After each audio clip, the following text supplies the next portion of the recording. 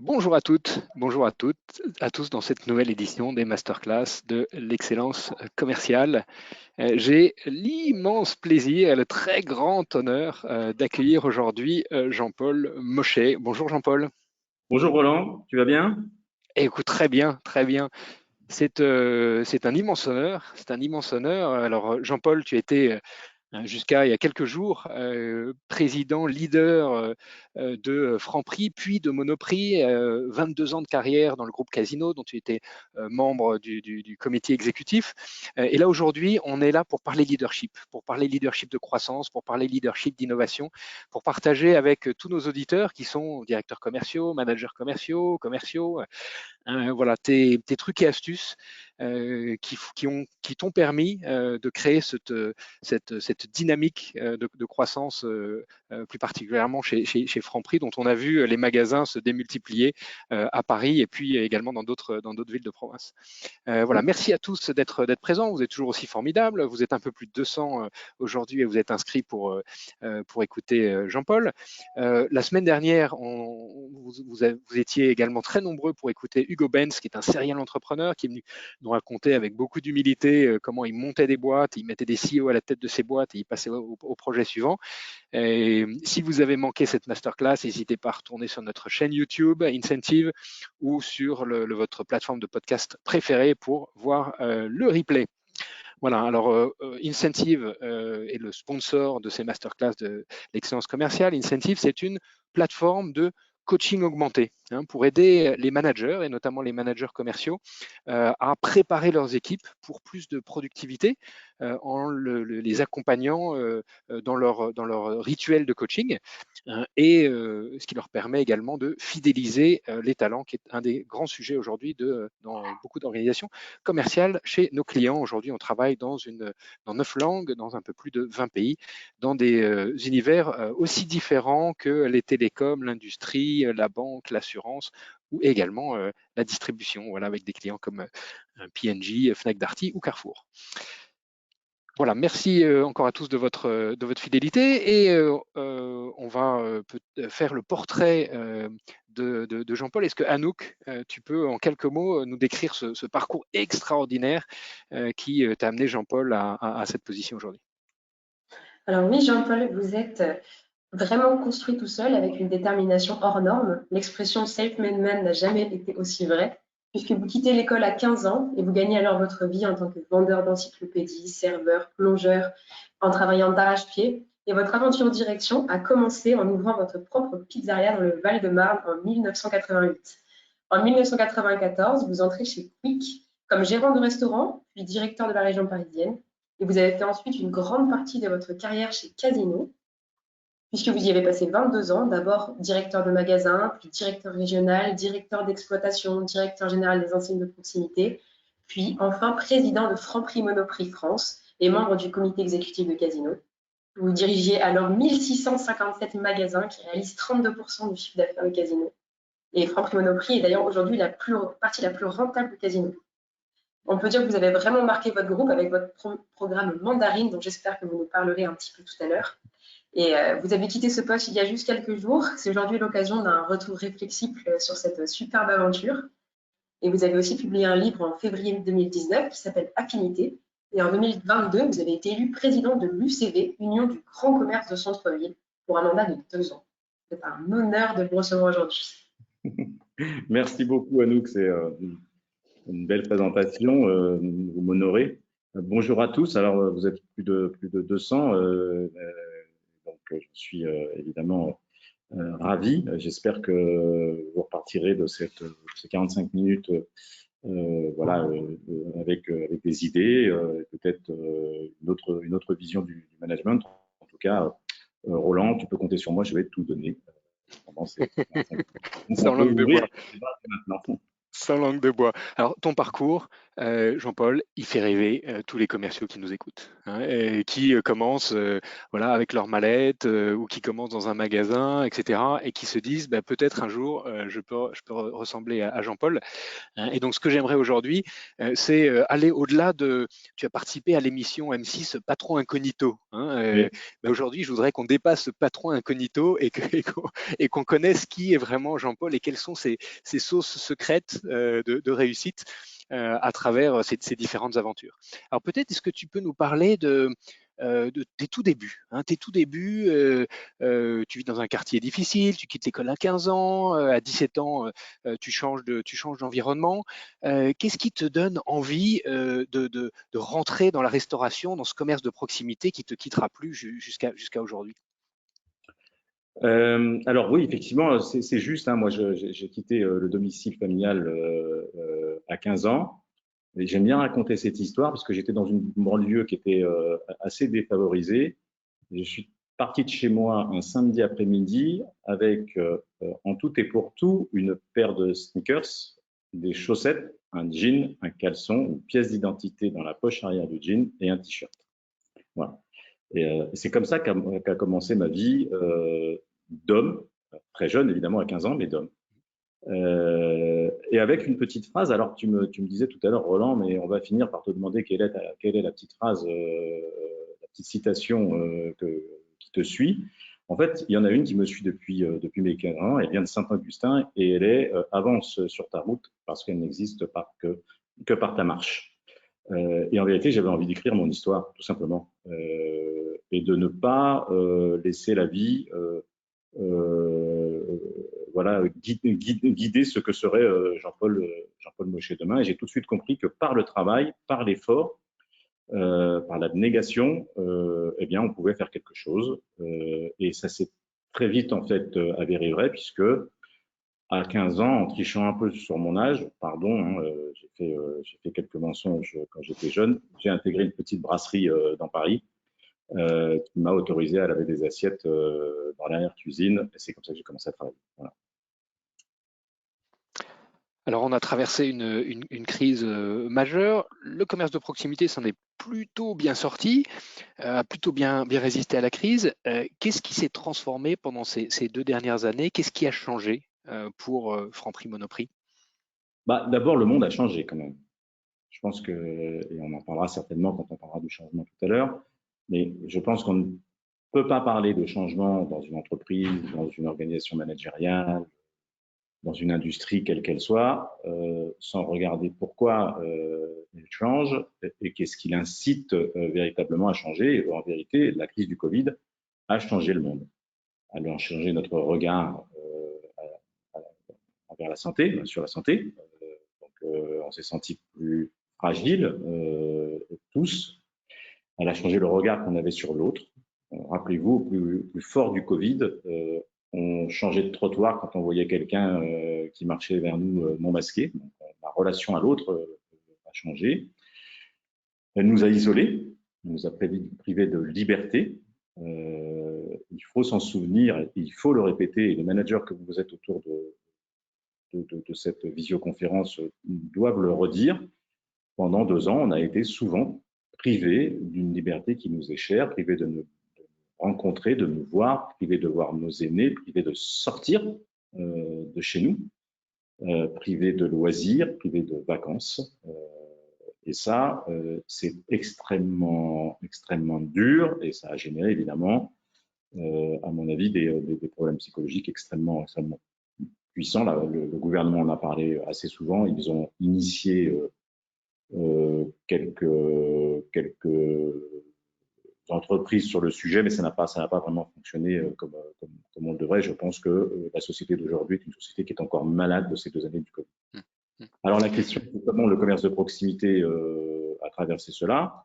Bien comme il a su le faire pendant ces dernières décennies, c'est-à-dire en étant proche du client. Et ce qu'est le commerce de proximité aujourd'hui, ou en tout cas ce qui revêt comme apparence, ce n'est pas une proximité géographique, c'est une proximité humaine.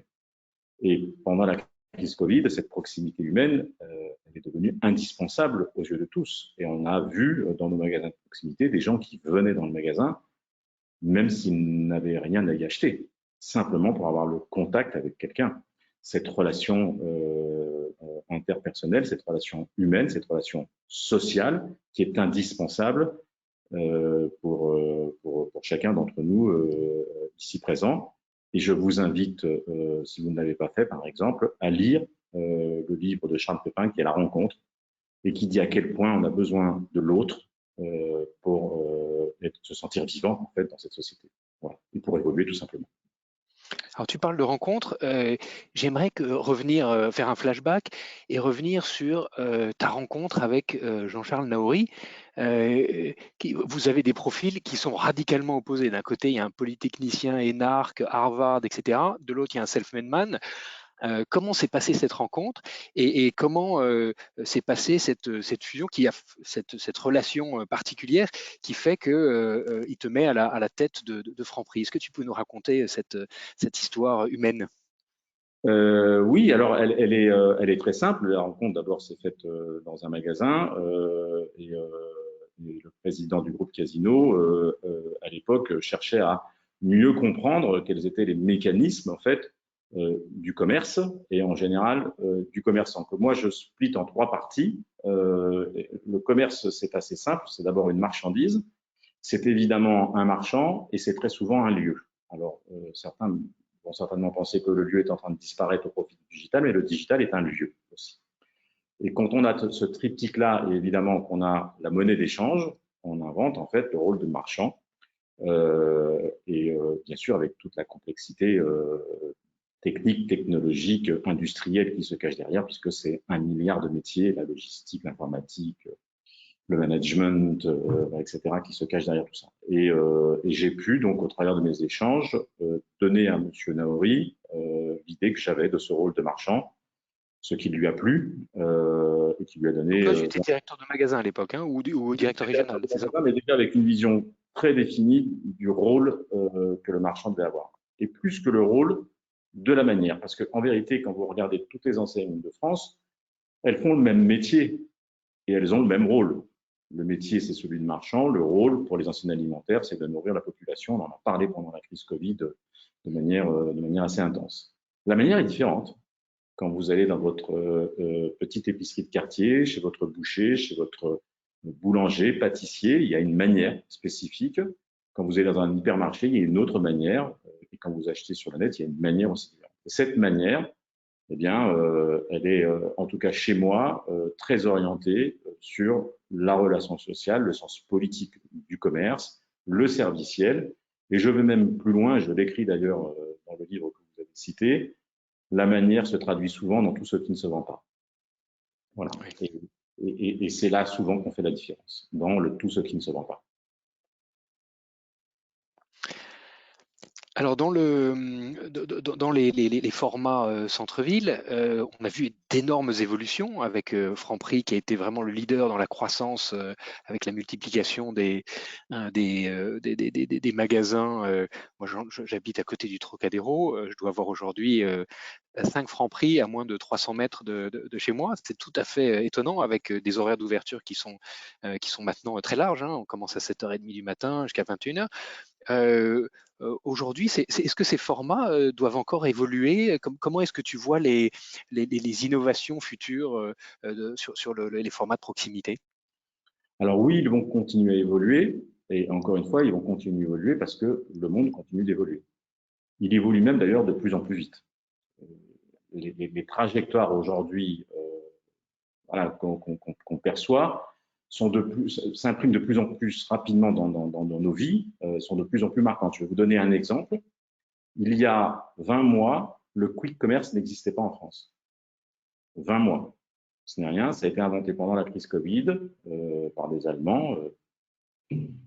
Donc le quick commerce, peut-être Jean-Paul, tu peux préciser ce que c'est pour tous nos auditeurs? C'est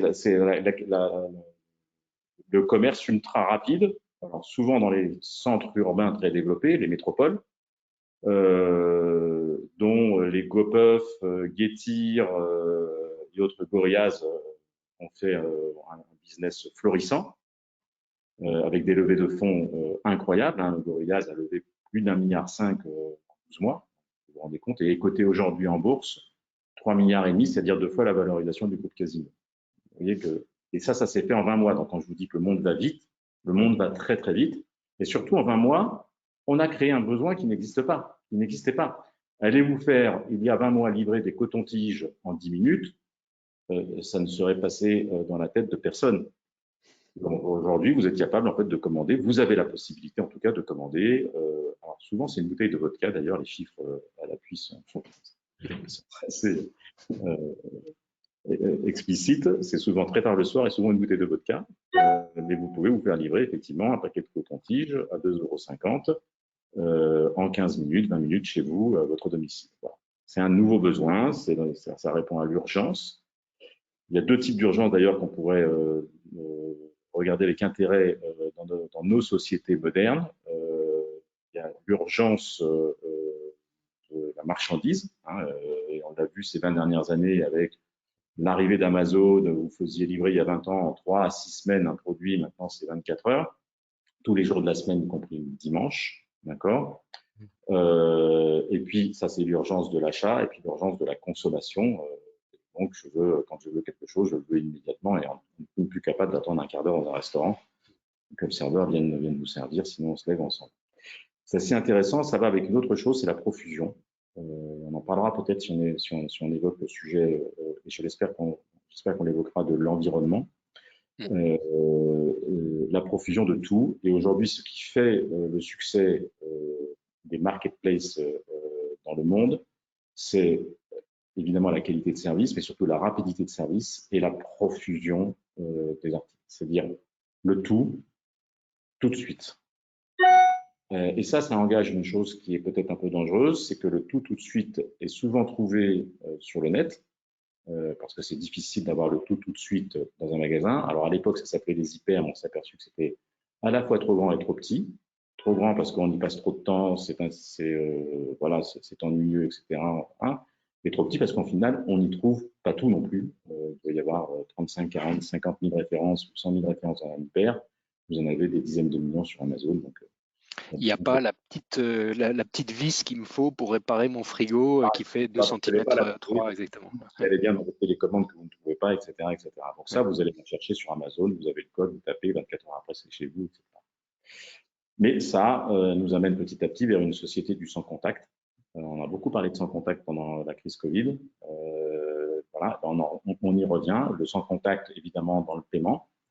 Ça, on le voit, mais le sans contact, évidemment, maintenant de plus en plus dans la relation avec son produit et son commerçant, le triptyque dont je vous parlais tout à l'heure.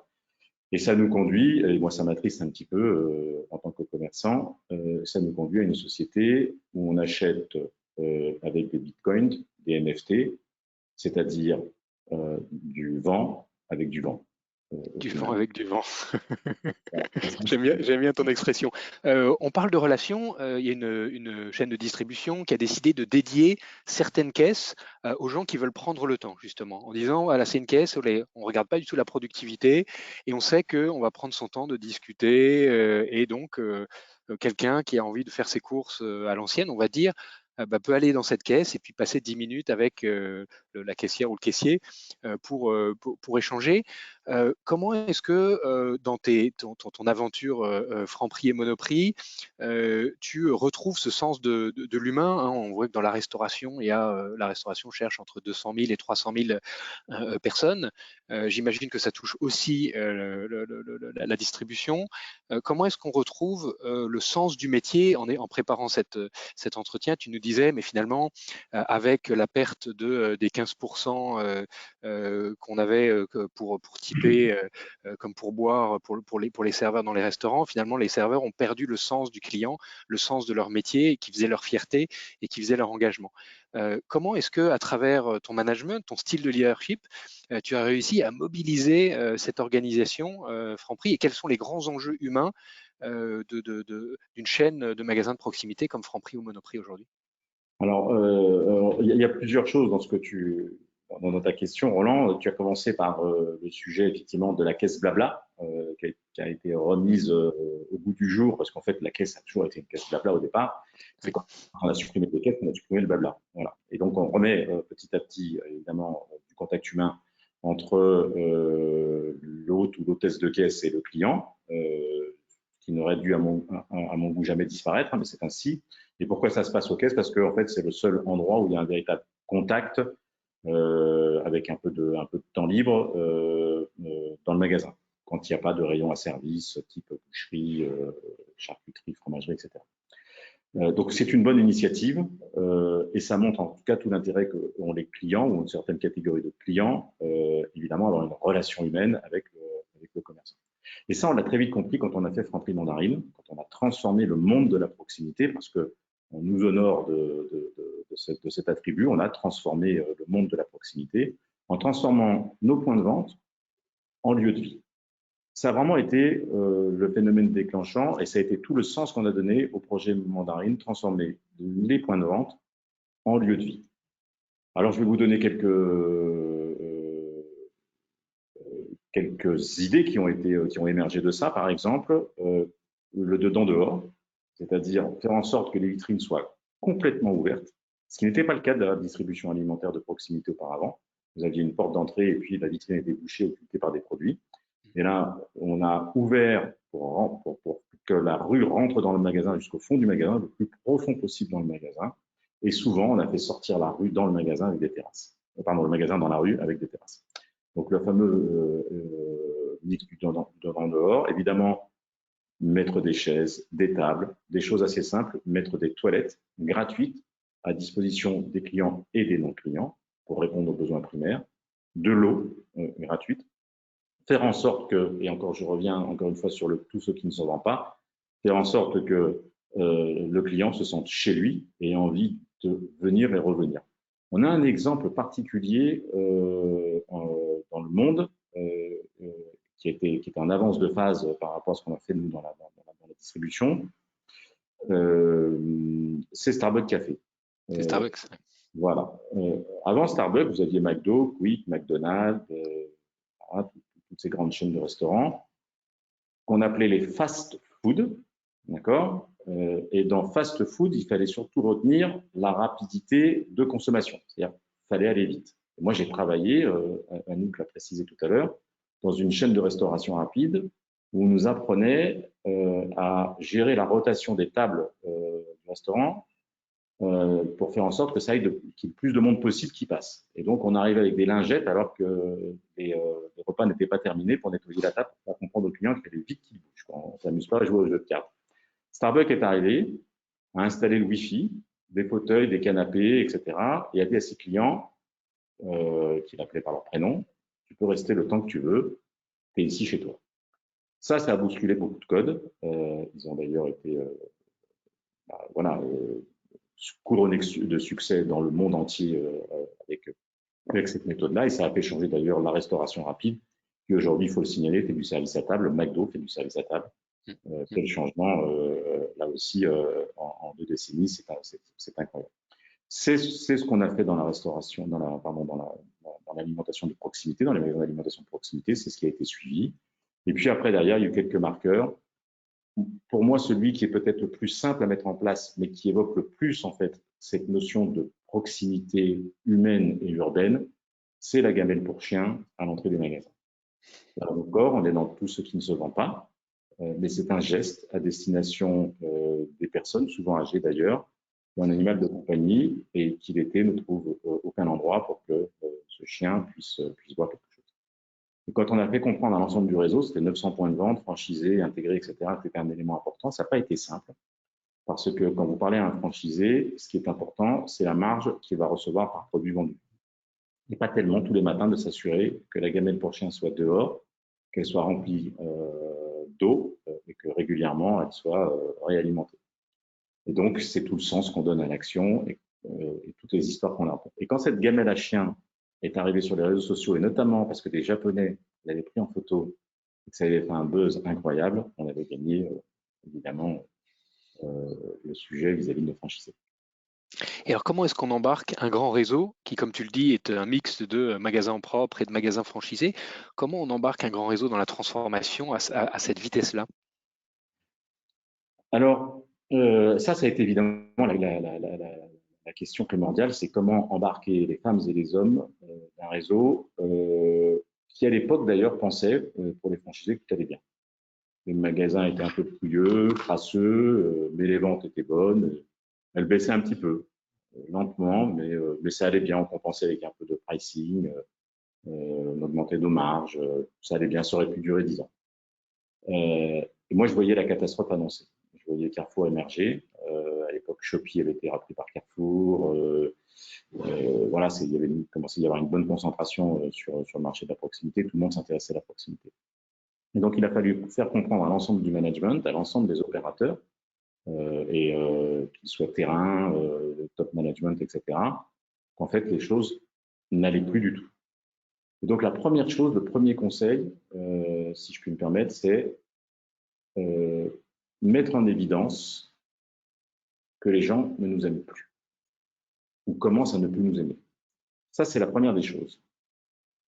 Et on a fait une grande convention et on a dit à tout le monde, écoutez, on sent que les gens ne nous aiment plus. Alors évidemment, on avait des chiffres qui démontraient que notre notoriété baissait fortement, que notre cote d'amour était en train de chuter. On avait des chiffres de fréquentation, on avait des chiffres de panier moyen, etc., qui démontraient cela.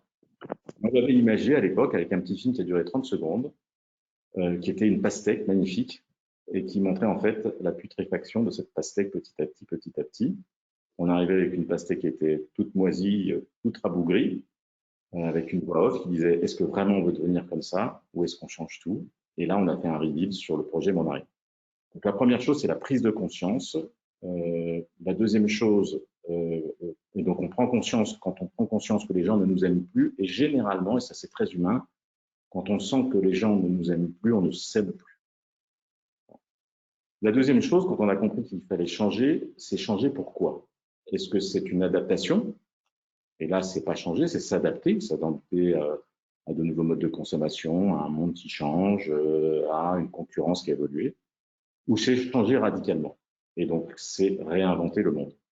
Et on a choisi la deuxième solution parce qu'on s'est dit que de toute façon, changer pour s'adapter, c'était à la portée de tous nos concurrents et qu'on serait suivi très rapidement.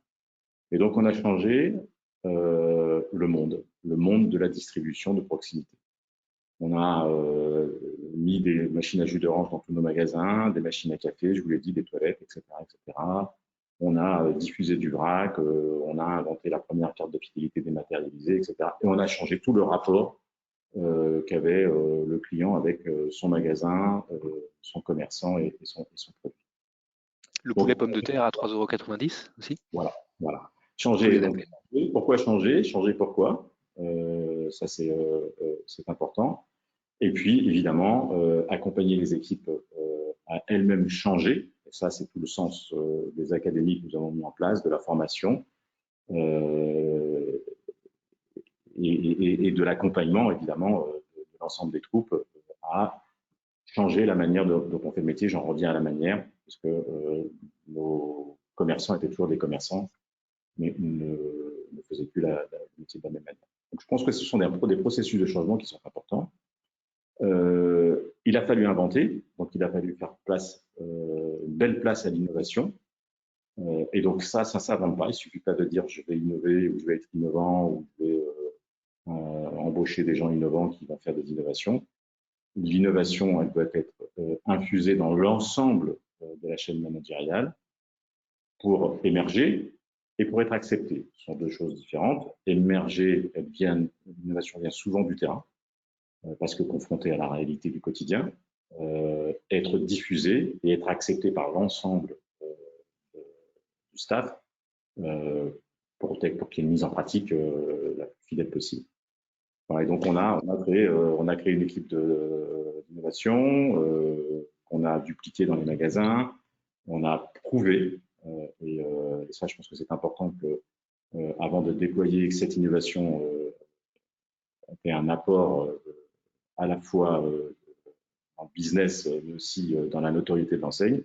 Et quand la preuve avait été faite, forcément, ça marchait très bien. Quelles sont les plus grandes résistances que tu as rencontrées pendant cette transformation? Alors, c'est le rapport au temps, et notamment pour les équipes terrain. C'est-à-dire que certains changements mettent du temps à s'installer. Alors, j'ai un exemple précis, par exemple, qui est assez récent, qui vient de chez Monoprix. J'ai été tout de suite convaincu, notamment pendant la crise Covid, que le sujet de la santé allait être un sujet évidemment prégnant pour la génération actuelle et pour les générations futures. Parce que nous sommes, je le répète, durablement marqués au fer rouge de cette pandémie, et que l'épée de Damoclès on est fragile, de mourir, autre chose que de s'appelle mort, eh bien, est maintenant présente au-dessus de nos têtes. Elle est quelquefois invisible, indicible, mais elle est là. Donc, on s'est tout de suite intéressé au sujet de la santé, mais pas, évidemment, on n'est pas des médecins, on n'a rien de tout ça, en prenant par l'angle du care, donc prendre soin de soi. Et on a décidé, là où il y avait des déserts médicaux, eh bien, d'apporter des solutions avec une société qui s'appelle Tessan, et qui crée des cabines de téléconsultation extrêmement modernes, tout équipées, etc. Quelques pharmaciens avaient commencé à les déployer. On s'est dit que plus il y avait de trafic et plus ça avait de sens. Évidemment, les premières cabines ont été décriées par l'ordre des médecins, etc. Le gouvernement est venu nous voir en disant mais vous n'avez pas le droit de faire ça, etc. On a résisté. Donc les résistances, elles étaient externes, politiques, voilà. Et puis elles ont été très vite internes en disant mais attendez, ça prend beaucoup de place au sol et il y a 2 clients par semaine. Or moi je suis de ceux qui, quand ils ont une conviction forte, poussent pour que le temps puisse permettre à cette conviction, à cette solution de s'installer. Et souvent, il faut du temps pour que ça s'installe parce qu'on change des pratiques, on change les mentalités de nos consommateurs, de nos concitoyens, etc. Et il s'avère que j'ai eu raison puisque les cabines de téléconsultation qu'on continue de déployer maintenant chez Monoprix rencontrent un vrai succès. Alors évidemment, on n'y soigne pas de maladies graves, etc., mais on détecte quelques symptômes de grippe, de ceci, de cela. On y fait des certificats médicaux pour des jeunes qui veulent s'inscrire au volley, faire de la course à pied, je ne sais quoi. Voilà, où on se rassure évidemment sur son état de santé parce qu'on a un vrai médecin qui est connecté et qui prend les mesures nécessaires pour savoir si vous allez bien. Donc la résistance, elle est souvent que quand vous installez quelque chose dans le temps long, il faut déployer des croyances, donc du sens, on revient toujours à ce sujet de sens, des convictions pour que les choses s'installent. Grandeur de la persévérance. Dernier sujet, on arrive à la fin déjà de cette demi-heure, ça passe tellement vite. Dernier sujet que je voudrais quand même aborder avec toi, c'est le sujet de l'écologie. Le commerce de proximité est au cœur des enjeux de consommation. J'entendais ce matin Guillaume Poitrinal dans son bouquin Une écologie de l'action qui demandait que sur chaque produit, on indique, comme sur les produits alimentaires, il y a le nombre de kilocalories par 100 grammes par portion de 100 grammes, qui est l'équivalent en carbone, en émission carbone sur chaque produit, qui est le nombre de grammes ou de kilocarbone générés par ce produit. Qu'est-ce que tu penses de cette suggestion qui est assez radicale et qui transformerait nos comportements d'achat? Et deuxièmement, tu parlais de profusion tout à l'heure. Est-ce que tu peux nous donner ta vision sur l'écologie et le commerce? Oui, alors bon, un sujet évidemment éminemment important. On a commencé cette session en disant que le monde bougeait énormément, qu'il se passait beaucoup de choses. Évidemment, la chose pour moi la plus impactante, la plus importante est celle qui revêt les plus grands dangers pour l'humanité et pour la Terre, plus d'ailleurs pour la Terre que pour l'humanité, hein.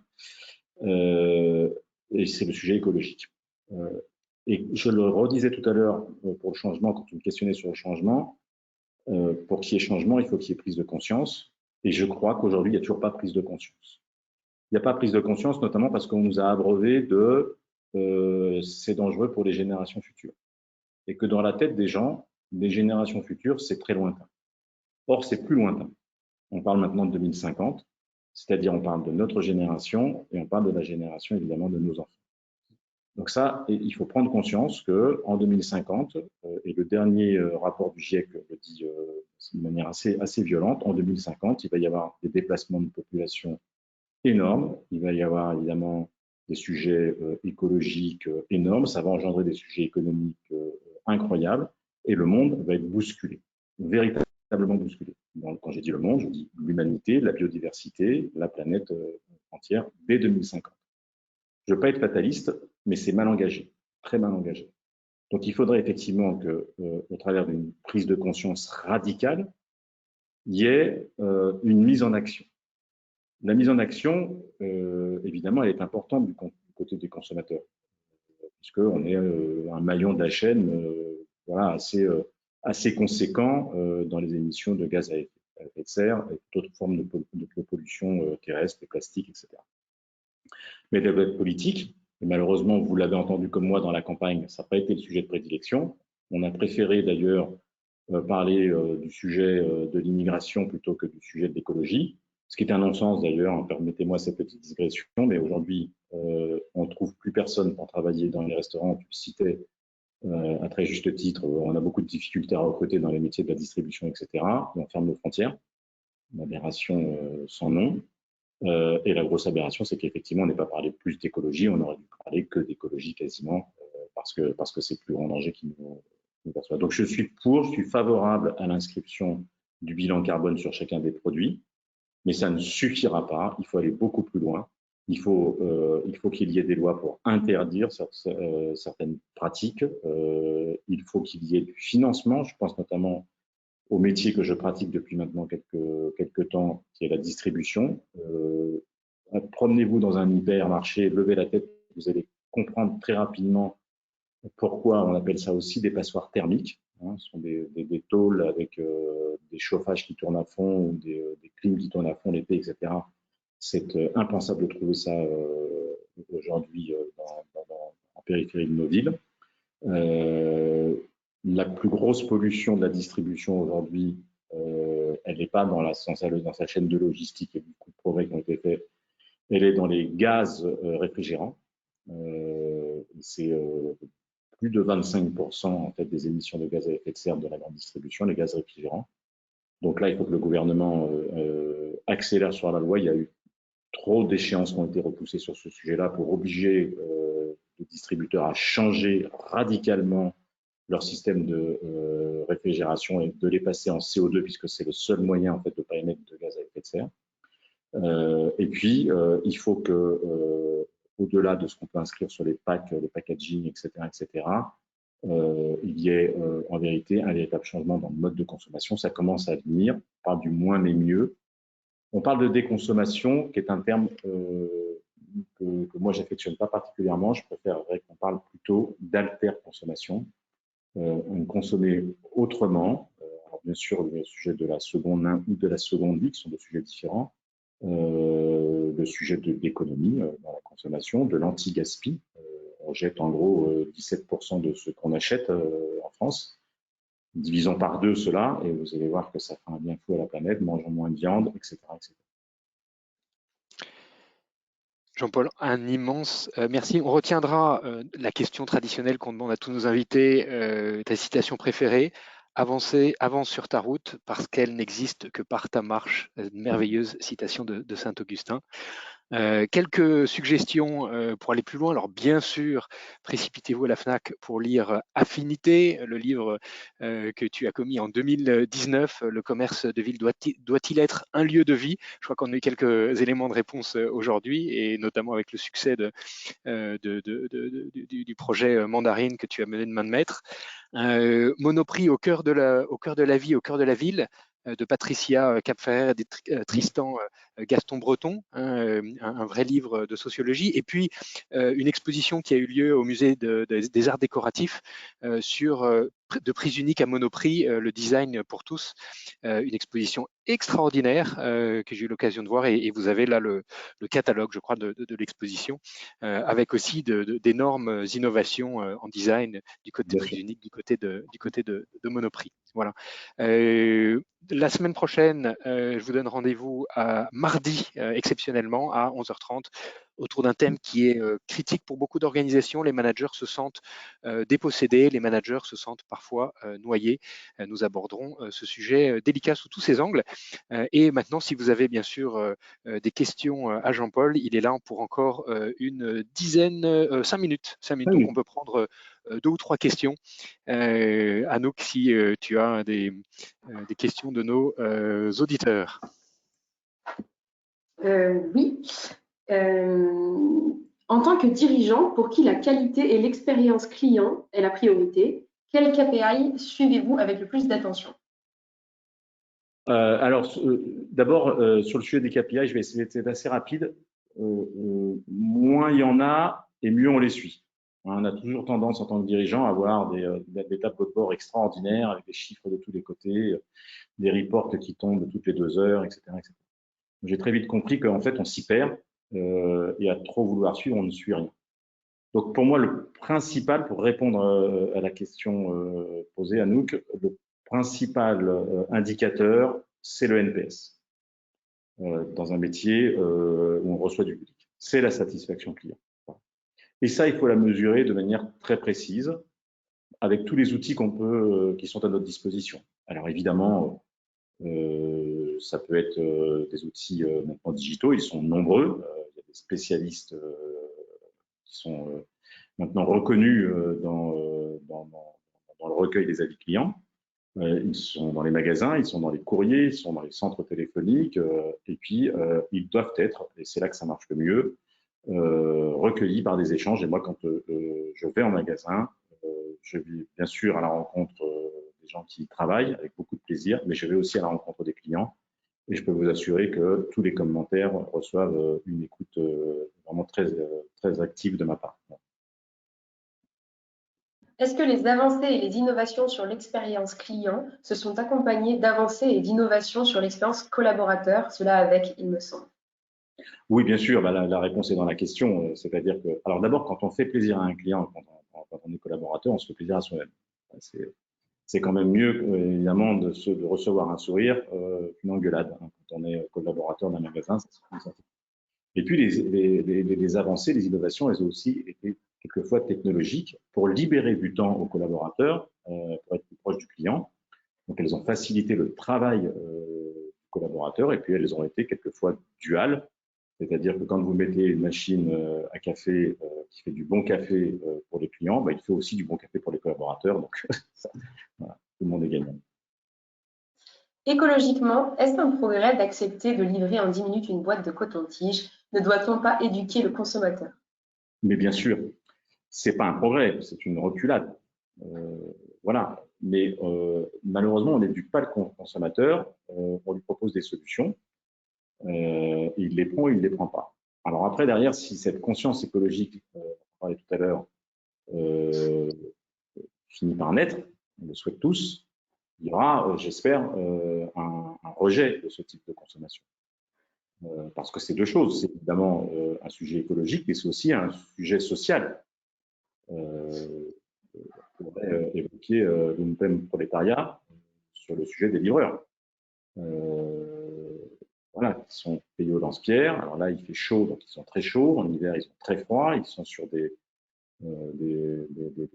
scooters qui n'ont plus de freins, qui n'ont plus de rétroviseurs, qui n'ont plus rien. Ils risquent leur vie. Donc oui, c'est une reculade sociale, c'est une reculade écologique. Et au final, je pense que ça finit par faire de notre société, peut-être que je terminerai là-dessus, une société à la japonaise, une société de hikikomori, c'est-à-dire une société de gens qui ne sortent plus de chez eux et qui considèrent qu'en fait, le digital couvre 90% de leurs besoins vitaux. Et j'espère qu'on n'en finira pas ainsi, évidemment. Sinon, on finira par acheter du vent avec du vent. Eh bien, pour sortir de chez soi, rien de tel qu'une masterclass de l'excellence commerciale pour s'ouvrir l'esprit, s'oxygéner les neurones. Un immense merci Jean-Paul pour cette magistrale leçon. Je vais retenir bien sûr la citation de Saint-Augustin, mais je vais retenir, et je sais que tu vas rougir, ta citation que tu as mentionnée il y a quelques minutes, que j'ai adorée. Quand on fait plaisir à un client, on se fait plaisir à soi-même. Mesdames, Messieurs, je vous souhaite une très belle fin d'après-midi. Merci Jean-Paul pour cette masterclass extraordinaire et je te libère, je crois que tu as un rendez-vous assez urgent. Merci de ta présence, à très bientôt, j'espère pour une nouvelle session sur un autre thème avec toi. Merci. Merci beaucoup. Merci Jean-Paul, à bientôt. Merci à tous.